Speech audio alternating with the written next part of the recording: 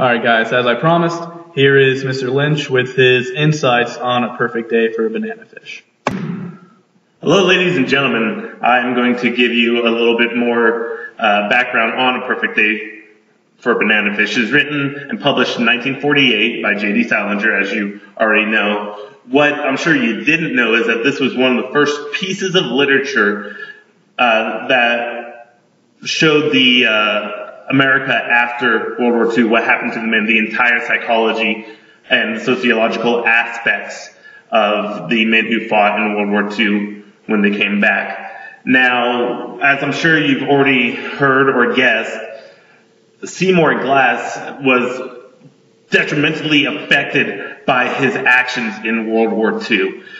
So much so that he had to revert back to some kind of infantile form, some kind of innocent form. So when you see him playing with the little girl, Sybil, he is doing so in the kind of idea of a 5-year-old playing with a 5-year-old.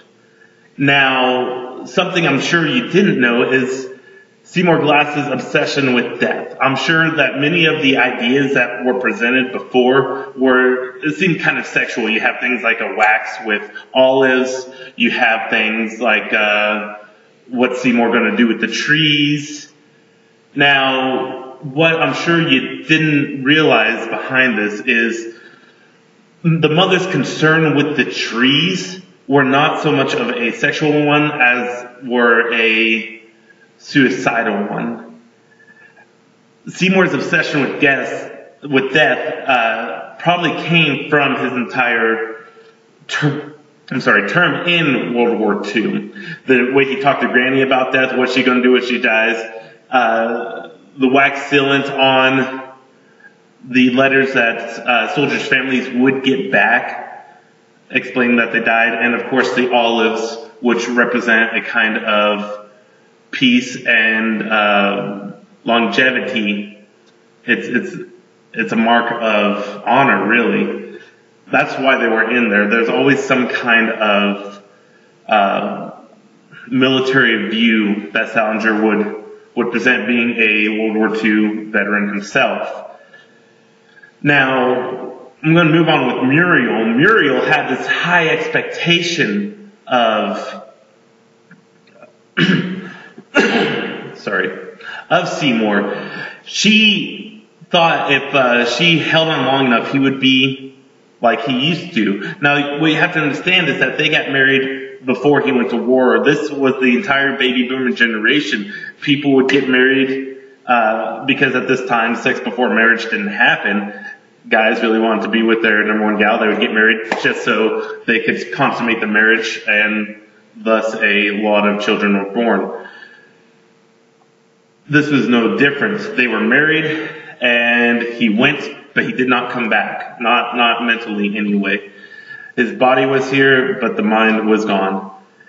She still wanted that old man that she loved. And she had faith he could become it if she just kept acting the way they could, despite the many advices from the parents and even the doctor who had said that Seymour looked kind of different. In fact, you can go into the entire name Glass. If you want to look into that, what Glass is transparent. You could see through him. You could see through Muriel. The irony is you can't really see through Seymour. You just can't, because he had changed so much.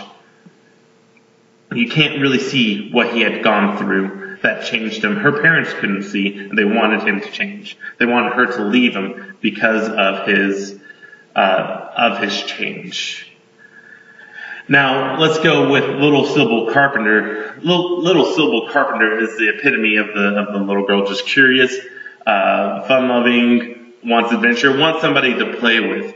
And with her mother being the way that she was, finding some kind of adult who actually gave her attention and time, with her still feeling safe, was a major point of view of the story. It's simply because it showed that America is still moving on, even through this kind of devastational period. You have a little girl who doesn't realize the changes that had occurred, playing with a man who had gone through them and reverted back to that innocence. I want to recall one line from the story about when little Sybil Carpenter went away. She had ran away without regret. There was no harm done, no foul, no kind of wicked work done, as your mind would tell you, because it seems a little creepy, this guy playing with this little girl. But it wasn't about sex, it was merely about innocence. It's about the loss of innocence with the gaining of it.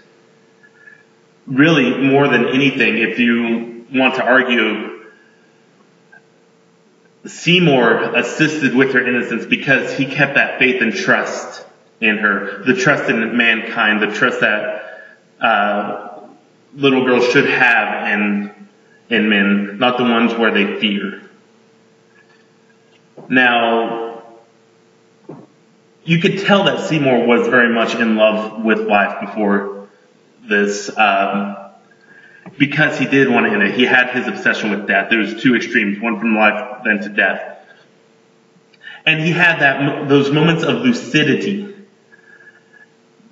that created in him, I know what I can be, I know what I can become, and I know that I do not want to be that kind of person. In fact, little Sybil helped him with that, thinking, I could have done so many wrong things, but I kept it innocent.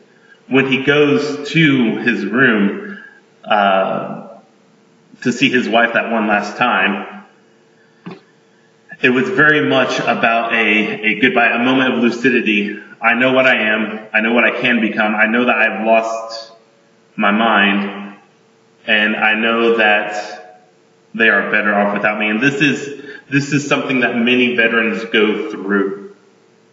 This is a very large stage of the depression, because they realize how much they've changed.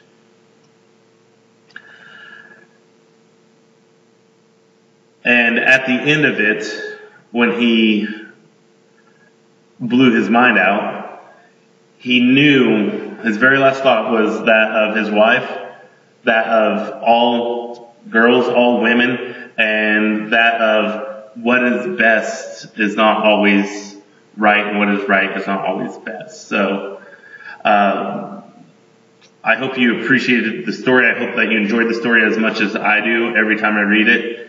And thank you for watching. I don't know what to do with my hands.